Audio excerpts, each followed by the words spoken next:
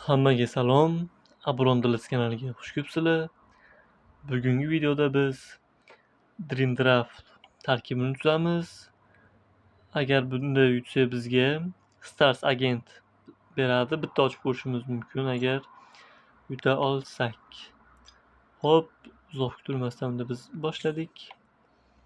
Hop, taktik sxema 4-4-2.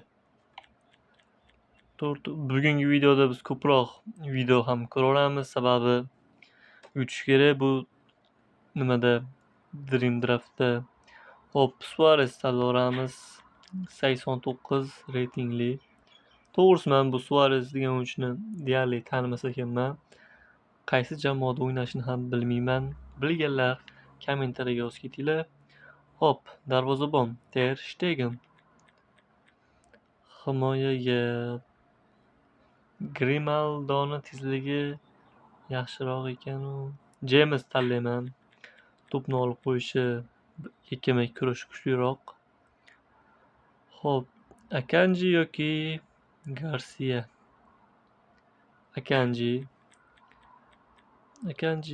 hozir Interda faoliyatini ijara davom ettirmoqda. Video ko'rishdan boshqa choram yo'q, video ko'raman. Hop, mana videoning natijasi juda ham foydali bo'ldi. 85 reytingli. Wow, juda ham qiyin tanlov. To'g'risi, kimni tanlashga bosh qotdi? Valverde yoki Hakimi. Juda ham qiyin. Mayli, nima bo'lsa bo'lsin. Realchilar kommentariyaga yozib ketasizlar. Hala Madrid. To'g'ri, Hakimi ham Realda o'ynagan, lekin hozir Realda emas. Mbappe. Shimni kuchli tarkib bo'lishini kutmagandim. Hozir yana bitta video ko'rib olamiz. Balki yana kuchli o'yinchilar tushdi boshlar. Ko'rishinglar mumkin. Yana yaxshi o'yinchilar tushdi. To'g'risi, Modricga hurmatim cheksiz. Ammo Zubimendi hozircha yaxshi formada va bizga tayanch yarim himoyachi sifatida ancha asqotadi. Shuning uchun Zubimendi juda ham zo'r. Barella, Ruiz ham tushdi. Bunaqasi bo'lishini kutmagandim umuman. Bilmadim oxirgi marta qanaqa bunaqangi Dream tarkib tuzilgan bilmadim. Eng kuchlilardan bittasi bo'lsa kerak. Vinicius. Menimcha eng kuchlisi shu. Dream Draft tarkibi bo'yicha. Darvozaga Garcia, Stegenning o'rniga. Hop, bularda zaxiraga ham video ko'ramizmi yo'qmi? Bilmadim. Mayli, video ko'raveramiz. Zarari yo'q. Hop, mana ko'rishinglar mumkin. Ozgina foydasi bo'ldi. Hop, mayli, barsachilar ham xafa bo'lmasin. Like bosib ketasizlar, barsachilar. Sizlar uchun Araujo tanlayman. Ko'p xato qilsa ham. Van de Ven yoki Mancini. Mancini qaysi jamoada o'ynaydi, buni ham bilmayman. Van de Ven katta ehtimol Liverpool o'yinchisi.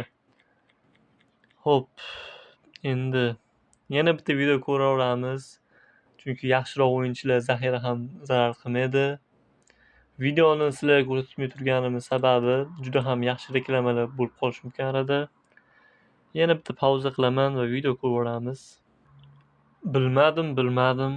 Bugun faqat Real kuni shekilli. Realda o'yinchilar juda ham ko'p tushmoqda menga.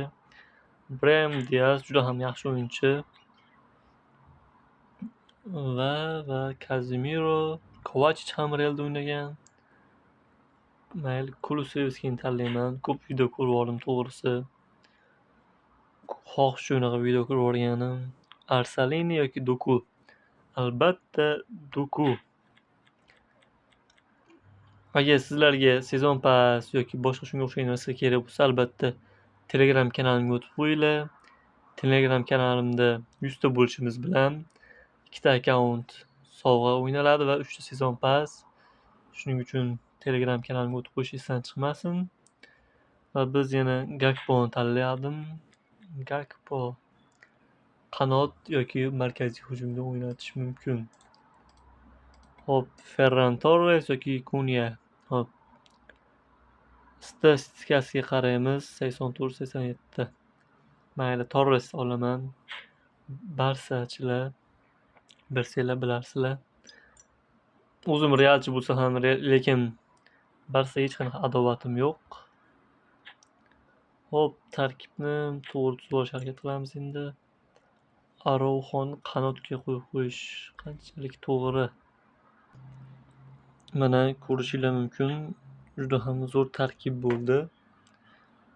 84 reytingdan baland o'yinchisi nechta? Bitta Valverde, ikkita Van Dijk bilan 3 ta Vinicius, Barella, Yamal, Mbappe. Bilmadim, dunyoning eng zo'r o'yinchilari tushdi. 6 ta 84. Bu bilan Suares bilan 7